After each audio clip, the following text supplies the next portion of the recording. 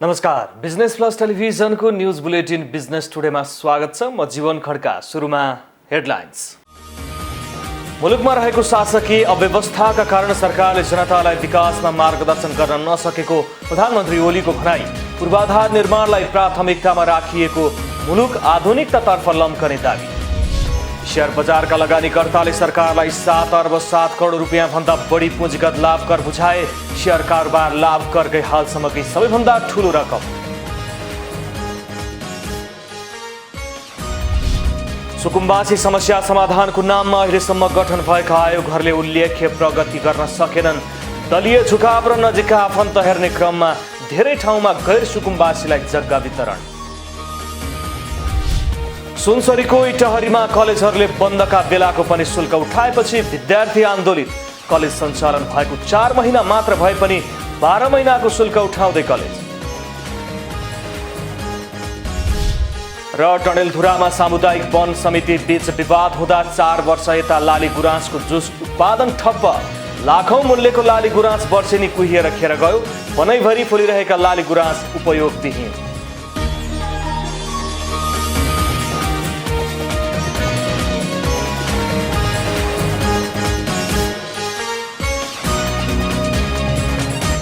Business टुडेको सुरुमा शासकीय अव्यवस्थाले सरकारले जनतालाई विकासमा मार्गदर्शन गर्न नसकेको प्रधानमन्त्रीको भनाई सम्बन्धी समाचार।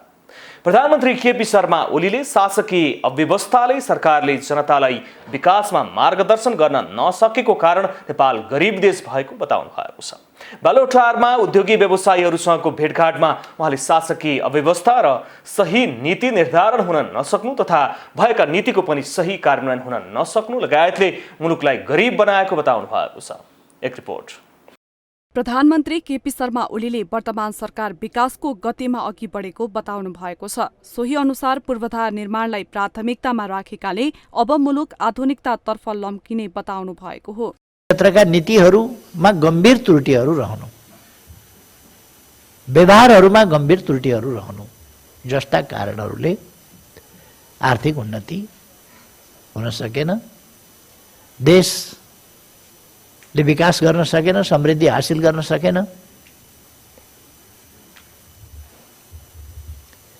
आज हामी त्यस स्थितिलाई सम्पूर्ण रूपमा बदल्ने र छोटो अवधिभित्र निकट भविष्यमा देशको आर्थिक पहिचान बदल्ने त्यस संकल्पका साथ आज हामी यहाँ भेला भएका छौँ।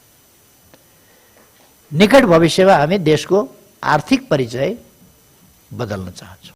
उहाँले विभिन्न नीतिगत व्यवस्था सही बन्न नसक्दा आर्थिक उन्नति हुन नसकेको र देशले विकासका गति समात्न नसकेको तर्क गर्नुभयो। मुलुकमा पूर्वाधार विकासका पक्षमा उल्लेख्य काम भएको भन्दै इतिहास छल्कने आधुनिकता टल्कने दिशामा नेपाल अगाडि बढेको दावी गर्नुभयो। उहाँले समग्र राष्ट्रिय सामाजिक जीवनको सम्पूर्ण क्षेत्र कृषि, उद्योग, व्यापार, पर्यटन, शिक्षा, स्वास्थ्य लगायतको उत्थानबाट समृद्ध नेपाल र आधुनिक नेपाल बनाउन चाहेको स्पष्ट पार्नुभयो। उहाँले उत्पादन, उद्योग लगायतको समग्र उत्थानका लागि सरकार आवश्यक काम गर्न तयार रहेको भन्दै उपयुक्त र तथ्यपरक आधार सहित सुझाव दिन आग्रह गर्नुभयो। उद्योग व्यवसायको क्षेत्रमा देखिएका समस्या समाधान गर्न सरकार सधैँ तयार रहेको भन्दै प्रधानमन्त्री ओलीले मुलुकको अर्थतन्त्रको मेरुदण्डको रूपमा रहेको उद्योग व्यवसाय गतिशीलताका साथ अघि बढ्नुपर्ने स्पष्ट पार्नुभयो। स्वदेशी उत्पादनको प्रयोग मात्र नभई गुणस्तरीय स्वदेशी उत्पादन बढाउन पनि प्रधानमन्त्रीले सुझाव दिनुभएको छ। प्रधानमन्त्री ओलीले कोही पनि पछाडि छोड्नु हुँदैन, पछाडि पर्नु पारिनु हुँदैन भन्ने भनाइलाई सार्थक रूपमा अगाडि बढाउने बताउनुभयो। उहाँले अटोमोबाइल्सका समस्याको कुरा भन्दा पनि नेपालमै अटोमोबाइल्स खोल्ने योजनामा लाग्न उद्योगीलाई सुझाव दिनुभयो। त्यसैगरी रोजगारी दिने खालका इन्डस्ट्रिज खोल्न पनि उहाँले उद्योग व्यवसायीलाई आग्रह गर्नुभयो। प्रधानमन्त्री ओलीले अत्यावश्यक कच्चा पदार्थ बाहिरबाट ल्याएर उद्योग धन्दा भने स्वदेशमै सञ्चालन गर्न सुझाव दिनुभयो। उद्योगीले मागेको बिजुली दिन नसकेको स्वीकार गर्दै उहाँले पहिलेदेखि बिग्रिएको स्थितिलाई सरकारले सम्हाल्दै गरेको बताउनुभयो। खपतको क्षमता वृद्धिसँगै सहप्रयोगको सिद्धान्त अनुसार तार व्यवस्थापनको काम गर्न लागेकाले विद्युतको सवालमा केही समय लाग्ने स्पष्ट पार्नुभयो।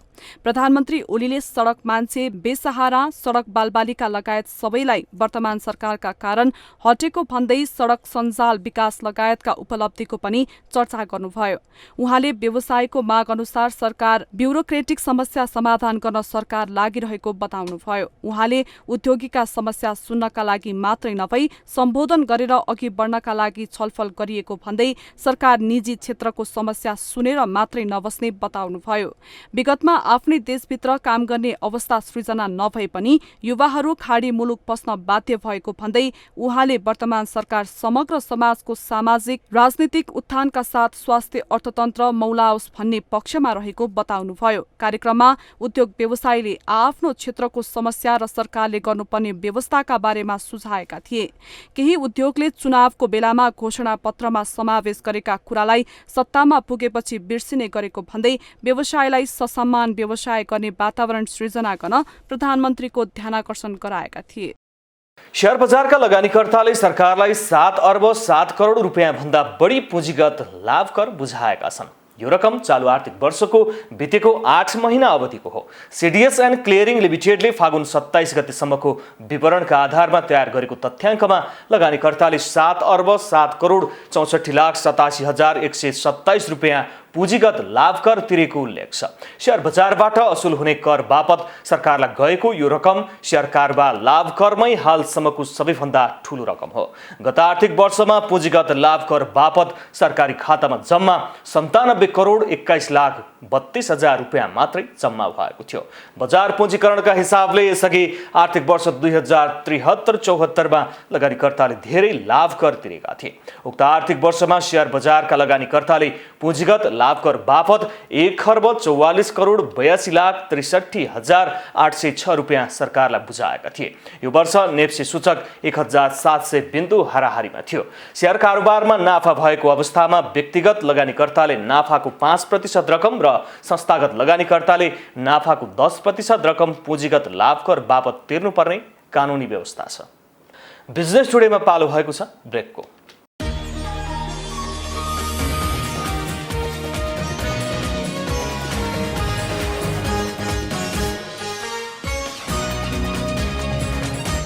बिजनेस टुडेमा पुनः स्वागत छ। अब बाँकी समाचार। अन्तर्राष्ट्रिय बजारमा पेट्रोलियम पदार्थको मूल्य दिनानुदिन घटिरहँदा पनि हाम्रो मुलुकमा भने नेपाल आयल निगमले स्वचालित मूल्य प्रावधान भन्दै उपभोक्ताको ढाड सेक्ने गरी पटक पटक मूल्य वृद्धि गरेका छन्।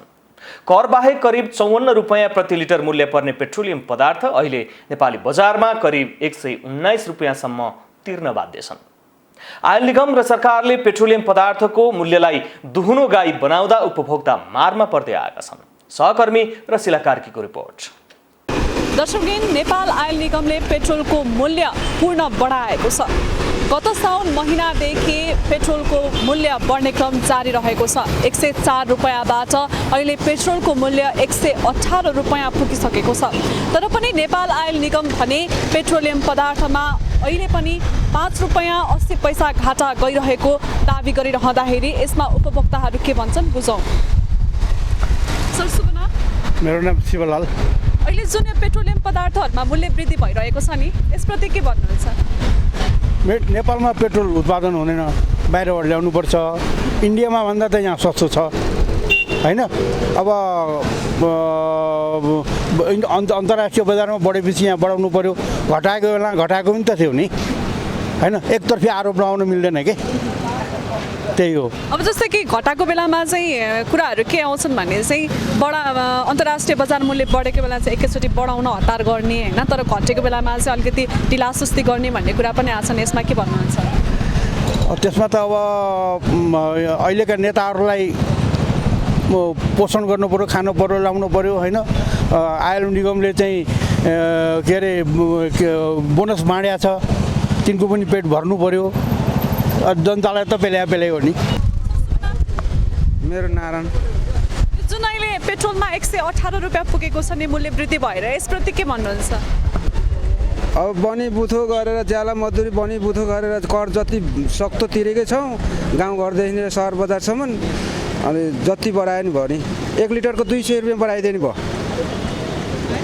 अनि मजाले अब कुर्सीमा बसेर खानलाई करोडौँका गाडी चढ्नलाई भइहाल्छ, त्यही हो। दर्शकबिन, यति बेला हामी नेपाल आयल निगममा आइपुगेका छौँ। लगातार पेट्रोलियम, डिजेल, मट्टीतेलहरूमा लगातार बढिरहेको मूल्यप्रति चाहिँ आम नागरिकहरूले आक्रोश व्यक्त गरिरहेका छन्। अन्तर्राष्ट्रिय बजार मूल्य बढ्दाखेरि चाहिँ पेट्रोल, डिजेल लगायत अन्य कुराहरूमा चाहिँ मूल्य वृद्धि गर्न हतारो गर्ने आयल निगमले अन्तर्राष्ट्रिय बजार मूल्य घट्दा चाहिँ कुनै चासो नदेखाएको भन्दै आम नागरिकहरूले गुनासो गरिरहँदा यसप्रति नेपाल आयल निगम के भन्छ बुझौँ। अन्तर्राष्ट्रिय बजारमा क्रुड आयलको मूल्य करिब $19-20 थियो। त्यो $19-20 भएको कारणले गर्दाखेरि हामीले 10 रुपियाँ एकैचोटि घटायौँ। त्यसपछि निरन्तर क्रुड आयलको भाउ बढ्दै बढ्दै बढ्दै बढ्दै आजको मितिमा पुग्दाखेरि करिब $70 को आसपासमा पुगेको छ। यसरी निरन्तर बढ्दै जाँदाखेरि हामीले चाहिँ 1 रुपियाँ 2 रुपियाँ 1 रुपियाँ 2 रुपियाँ गरेर चाहिँ त्यसको मूल्यलाई चाहिँ वृद्धि गर्दै गर्दै गयौँ। किन हामीले यसरी गर्यौँ भन्दाखेरि एकमुष्ट रूपमा चाहिँ हामीले पेट्रोलियम पदार्थको मूल्य समायोजन गरिदिने हो भने यो कार्यान्वयन कार्यविधिको जुन मैले कुरा गरेँ, स्वचालित मूल्य, यो पेट्रोलियम पदार्थको स्वचालित मूल्य कार्यान्वयन कार्यविधिको जुन मैले कुरा गरेँ, यो कार्यविधिको न्यूनतम मापदण्ड भनेको 2% बढाउने भन्ने हो। हामीले अहिले पछिल्लो समय समातेको त्यही 2% मात्रै बढाउने छ। हामीले त्यहाँ 5% बढाउने भन्ने पनि छ, त्यो हामीले समातेका छैनौँ। जसको कारणले गर्दाखेरि यो 1 रुपियाँ 2 रुपियाँ बढिरहेको अवस्था छ। अझ भनौँ पछिल्लो जोडी चाहिँ 2 रुपियाँ बढिरहेको अवस्था छ। पेट्रोल, डिजल, मट्टीतेलहरूमा त्यसरी पछि बढिरहेको अवस्था छ। अब यो 2 रुपियाँ बढाउँदाखेरिको अवस्था निगमको कस्तो छ त? यति भनिसकेपछि अब यो पनि जोडौँ तपाईँलाई। यति 2 रुपियाँ बढाउँदाखेरि पनि निगमलाई अहिले प्रति लिटर पेट्रोलमा 9 रुपियाँ 35 पैसा, प्रति लिटर डिजलमा 5 रुपियाँ 80 पैसा घाटा छ भने 1 सिलिन्डर ग्यासमा जुन तपाईँ हामीले घरायसी प्रयोजनको लागि प्रयोग गर्छौँ त्यो एलपी ग्यासमा 393 रुपियाँ हामीलाई प्रति सिलिन्डर घाटा छ। इन्डियन आयल कर्पोरेसनको मूल्य अनुसार नै नेपाल आयल निगमले मूल्य समायोजन गरेको बताइरहेको छ। यद्यपि लगातार बढिरहेको मूल्यले उपभोक्ताहरूको ढाड नमजाले सेकिरहेको छ, जसकारण नेपाल आयल निगमले सक्दो चाँडो उपभोक्ताहरूलाई राहत हुने गरी र आफू पनि घाटामा नजाने गरी कार्यहरू गर्न जरुरी देखिएको छ। क्यामेरामा दीपक भट्टका साथमा रसिला कार्की, काठमाडौँ। सरकारले रूपन्देही लगायत देशैभर भूमि सम्बन्धी समस्या समाधान आयोग गठन गरी लगत सङ्कलनको कार्य गरिरहेको छ। यसअघि विभिन्न समयमा गठन भएका आयोग जस्तै यो आयोग पनि सरकारलाई आगामी निर्वाचनमा भोट बटुल्ने एजेन्डा मात्र त होइन भन्ने शङ्का उब्जाएको छ। एक रिपोर्ट। रूपन्देहीको तिलोत्तमा नगरपालिकाले फागुन 13 गतेभित्रै सबै ओडाहरूलाई परिचालन गरेर ओडामै लगत सङ्कलन गरेको थियो। लगत तथ्याङ्क अनुसार तिलोत्तमामा भूमिहीन सुकुम्बासी 2461 र अव्यवस्थित बसोबासी 5271 जना गरी कुल 7732 जना रहेका छन्। डाटा हेर्दाखेरिमा हाम्रो रातो फारम जसलाई चाहिँ भूमिहीन दलित भूमि सुकुम्बासी जसलाई भनिन्छ, रातो फारम चाहिँ मोटामोटी हाम्रो 2461 जनाले चाहिँ भरेका छन् भन्दा अर्को चाहिँ सेतो फारम भन्ने छ जो अव्यवस्थित बसोबासी भनेको छ। त्यसमा चाहिँ 5271 जनाको फारम 17वटै वडा गरेर यसरी भरिएको छ भन्दा जम्मा टोटल फारम चाहिँ हामी कहिले 7732 जनाको चाहिँ फारम चाहिँ भरिएको छ। त्यसै चाहिँ लगत सङ्कलन हामीले गरेका छौँ। तिलोत्तमा नगरपालिका सहित बुटवल उपमहानगरपालिका, सैनामैना नगरपालिका, देवदहन नगरपालिका, कञ्चन गाउँपालिका, गैढहवा गाउँपालिका र मायादेवी गाउँपालिकामा लगत सङ्कलन भई पुनः परीक्षणको काम भइरहेको छ। जिल्लाका 16 मध्ये 7वटा स्थानीय निकायमा काम सम्पन्न भई पुनः मूल्याङ्कनको काम भइरहेको छ। करिब 72,000 चाहिँ अहिले हाम्रो तथ्याङ्क सङ्कलन भइरहेको छ। र यो के छ भने पहिलाको आयोग र अहिलेको आयोगमा यो तथ्याङ्क हामीले जुन अहिले सङ्कलन गरिरहेका छौँ यो चाहिँ अब कम्प्युटराइज हुने भएकोले यो तथ्याङ्कहरू नष्ट हुँदैन। अहिले हामीलाई आयोगमा के छ भने हिजोको आयोगले अधुरा कामको जिम्मेवारी लिँदैछ। आयोगमा चाहिँ त्यो डकुमेन्टहरू कहाँ छ भनेर खोज्दाखेरि मालमा गएको 7वटा घरमा त्यो यति अस्तव्यस्त रूपमा त्यहाँ डकुमेन्टहरू छ होइन, त्यो व्यवस्थापन गर्न पनि गाह्रो पर्ने खालको छ। र अहिले कहाँ छ भनेर हामीले चिठी पठाइरहेका छौँ मार्फत कार्यालयलाई। हिजोका आयोगले अब तपाईँलाई बुझाएका कागजपत्रहरू के छन् हामीलाई दिनुहोस् भनेर हामीले पत्रचार गरेका छौँ। भूमि सम्बन्धी समस्या समाधान आयोग र सरकारले लगत सङ्कलन पश्चात लालपूर्जा वितरण गर्ने दावी गरेको छ। तर सरकारवालाहरू भने सरकारले आगामी निर्वाचनलाई लक्षित गरी जनतामा भ्रम छर्न भूमि सम्बन्धी समस्या समाधान गर्ने नाटक मञ्चन गरेको टिप्पणी गरेका छन्।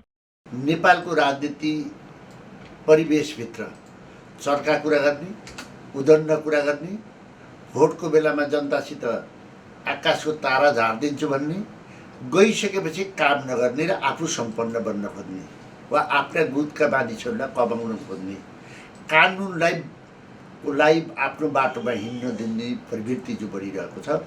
अहिले अर्को नाटक मञ्चन भएको छ कि सुकुम्बासीलाई घर दिने, जग्गा दिने भन्ने जो छ, त्यो पनि आफ्नै कार्यकर्ताहरूलाई पौष्टिक काम गरेर नचाहिने चुनावी नारा गराएर कता जनता ती सुकुम्बासीहरू फेरि विमुख हुने होइनन् भन्ने एउटा डर। सुकुम्बासी समस्या समाधानको नाममा अहिलेसम्म गठन भएका आयोगहरूले उल्लेख्य प्रगति गरेको देखिँदैन। दलीय झुकाव र नजिकका आफन्त हेर्ने क्रममा धेरै ठाउँमा गैर सुकुम्बासीलाई जग्गा दिएको पाइने गरेको छ। अहिले पनि सरकारले मासिक करोडौं खर्च गरेर यस्ता समस्या निराकरण गर्न अग्रसर भएको छ, तर परिणाम भने कस्तो आउने हो त्यो हेर्न बाँकी नै छ। रूपन्देही सहकर्मी विमल छेत्रीको सहयोगमा जिल्ला ब्युरोको रिपोर्ट। सुनसरी जिल्लाको इटहरी उपमहानगरपालिकामा रहेका निजी कलेजहरूले कलेज नखुलेको समयको समेत शुल्क असुलेको भन्दै विद्यार्थीहरू आन्दोलित भएका छन्। कलेजहरूले विद्यार्थीहरूबाट विभिन्न बहानामा अनावश्यक शुल्क असुलेको कारण विद्यार्थीहरू आन्दोलनमा उत्रेका हुन्। एक रिपोर्ट। सुनसरी जिल्ला इटहरी उपमहानगरपालिकामा रहेका आधा दर्जन निजी कलेजका विद्यार्थीहरू कलेज बन्द भएको समयको पनि शुल्क उठाएको भन्दै आन्दोलनमा उत्रेका छन्। कलेज सञ्चालन भएको 4 महिना मात्र भएको भए पनि 12 महिनाको मासिक शुल्क उठाउने र नदिए अभिभावकलाई धम्कीपूर्ण भाषा समेत प्रयोग गर्न थालेपछि विद्यार्थी आन्दोलनमा उत्रिन बाध्य भएको बताएका छन्। 4 महिना भएको छ, हामीलाई 12 महिना तलब किन लिन्छ? 12 महिना हामी 6 महिना पढेर हामी न गाडी चलाउँछु, न पढ्छु, न सल्याएर माग सकिन्छ, न सरको केही सकिन्छ। किन 12 महिनाको पैसा लिन्छ? हामीले छुट हुनु पर्यो। 1 महिनाको 2 महिनाको छुट गर्दा हुन्छ? 12 महिना पैसा कहाँ ल्याउने? लकडाउन पेन्डेमिक सिचुएसनमा पनि सिचुएसन हुँदाखेरि हामीले पढ्ने खर्च हामीले आफ्नो खानपानमा लाग्यो। अब कुन कुवाबाट लिएर हामीले पैसा तिर्ने? नगरपालिकामा गयो, नगरपालिका सुन्दिँदैन, गेट बन्द गर्छ, मिडिया आउँदैन, घरिको आउँदैन, दिल्लीको मिटिङ के हो? लकडाउनको बेलामा पनि हामीले 12 महिनाको फिस लिएर हाम्रो रकम एकदमै ज्यादा भन्दा ज्यादा हामीले रकम लिएर एकदमै हामीले धेरै मारमा पारेको हुनाले सब हामी कोशी कलेजबाट स्टार्ट गरेर हामीले सबै कोशी कलेज कसरी कलेज भन्ने एउटा जुलुस लिएर हिँडेर आन्दोलनका कारण 2 घण्टा पूर्व पश्चिम राजमार्ग अवरुद्ध भएको थियो। समस्या समाधानका लागि कलेज, विद्यार्थी, अभिभावक र सरोकार निकायसँग वार्ता भई समस्याको निकास दिने प्रयास भइरहेको शिक्षा प्रतिनिधि बताउँछन्। गेट बन्द भएको कुरा त्यो फरक कुरा भयो हैन, परिवेश फरक भयो, तर सहमति नभएको होइन, प्रयास नगरेको होइन। किनभने त्यहाँ हिजोको छलफलमा के कुरा भएको छ भनेदेखि बसको जुन फी लिएको छ नि, नचलेको अवधिको पनि दिएको हामी त फिर्ता गर्छौँ भनेर सञ्चालकले भनेका छन्। त्यस पछाडि 11 को शुल्क जुन परीक्षाको लागि भने दिएको थियो त्यो नभएको त्यो फिर्ता गर्छौँ भनेको छ। त्यस कुरामा सहमति भएको छ। अनि कलेजभित्रको आन्तरिक समस्याहरूमा चाहिँ छलफल कलेजभित्रै गर्ने भन्ने कुरामा पनि उहाँहरूको सहमति भएको छ। केवल मासिक शुल्कको सन्दर्भमा मात्रै उहाँहरूको बिचमा विवाद भएको हो। विद्यार्थी, नगर शिक्षा संयोजक र हिसान बीच वार्ता भई कार्यान्वयनको चरणमा रहेको र उत्पादन समस्यालाई निकास दिने बाटोमा अघि बढ्ने विद्यालयको छाता संगठन हिसानले बताएको छ। लगभग हामी निकै अगाडि बढिसकेको छलफल भइरहेको थियो। एउटा उपसमिति बनाऊ भन्ने प्रस्ताव पनि गरिएको थियो, किनभने त्यो समूहमा सम्भव पनि थिएन। के गर्न सकिन्छ भन्ने विषयमा चाहिँ हामी पोजिटिभ थियौँ र विद्यार्थीलाई हामीले पनि केही गर्न सक्छौँ कि भन्ने विषयमै कुरा भइराखेको बेला त्यहाँ चाहिँ हामीमाथि अलिक दुर्व्यवहार गर्ने काम हो। त्यहाँ उपस्थित अनियन्त्रित उपस्थिति थियो, त्यसले चाहिँ निचोडमा पुग्न सकेन। हामी उठेर हिँड्यौँ। आज चाहिँ फेरि विद्यार्थीहरूले अब हाम्रो माग पुरा भएन भनेर उनीहरूको गुनासो राखेका हुन्। हामी त्यस विषयमा फेरि पनि नेगेटिभ छैनौँ। इटहरीको विश्व आदर्श, कस्तुरी, कोशी, सुषमा कलेज लगायत निजी कलेजका संयौं विद्यार्थी अनावश्यक शुल्क नदिन आन्दोलनमा उत्रेका छन्। निजी शैक्षिक संस्थाले विभिन्न कारण देखाउँदै शुल्क लिइरहँदा अभिभावकलाई ठूलो आर्थिक भार पर्ने देखिन्छ। सर्वपक्षीय छलफलबाट उपयुक्त निकास निकाली कोरोनाका कहर पछि खुलेका कलेजको पढाइ सुचारू गर्न सरकारवाला निकायले आवश्यक पहल गर्नुपर्ने देखिन्छ। सुनसरी सहकर्मी विनोद आचार्यको सहयोगमा जिल्ला ब्युरोको रिपोर्ट। बिजनेस टुडेमा पालो भएको छ ब्रेकको।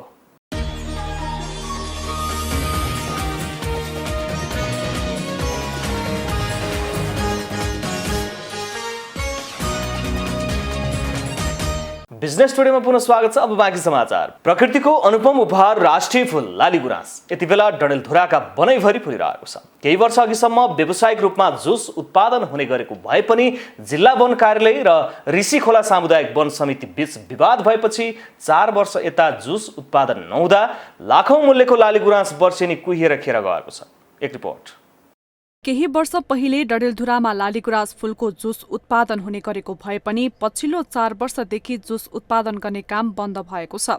जिल्ला सदरमुकाममा रहेको ऋषिखोला सामुदायिक वनले तत्कालीन जिल्ला वन कार्यालय डडेलधुरा संघको सहकार्यमा लालीगुराँसको जुस उत्पादन गर्ने गरेको भए पनि दुई समूहका बीच विवाद भएपछि लालीगुराँस फूलको जुस उत्पादन गर्ने कार्य बन्द भएको छ।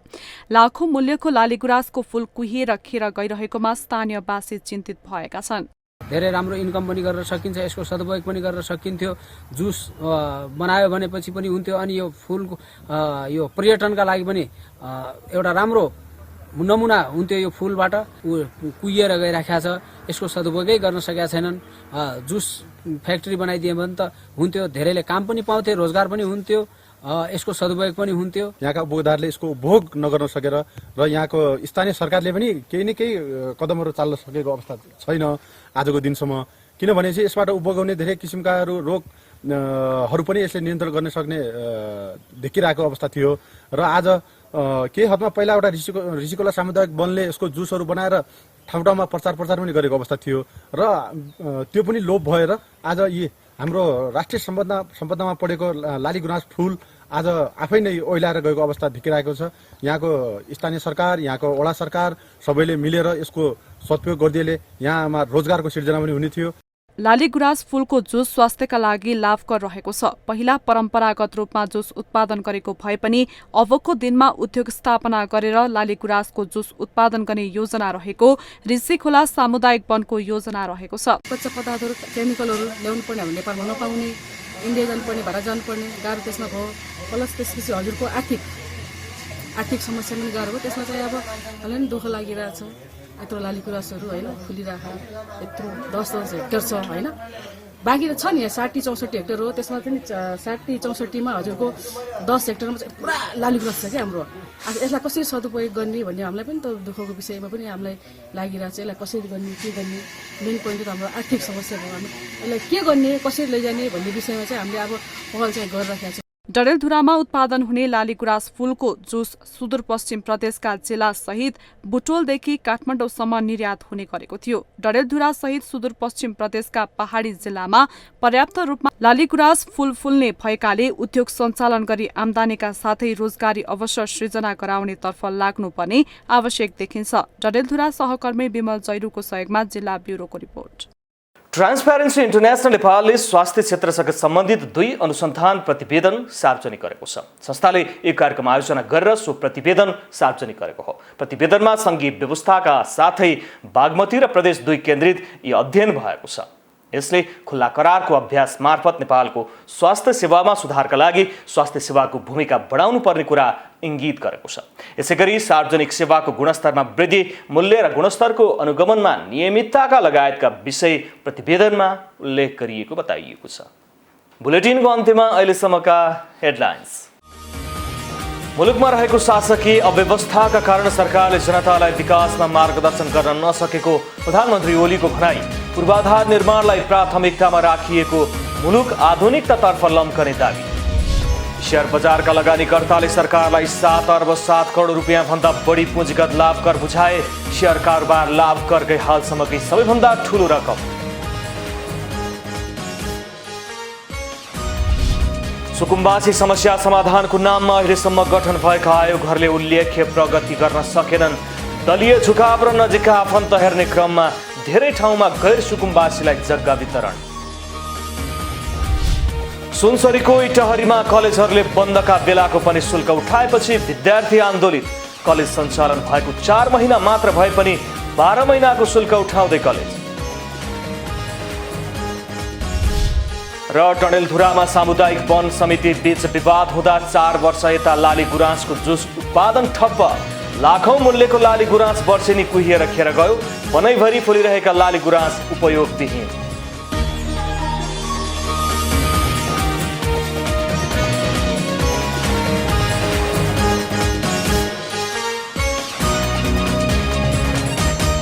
बिजनेस टुडे अहिलेलाई यति नै।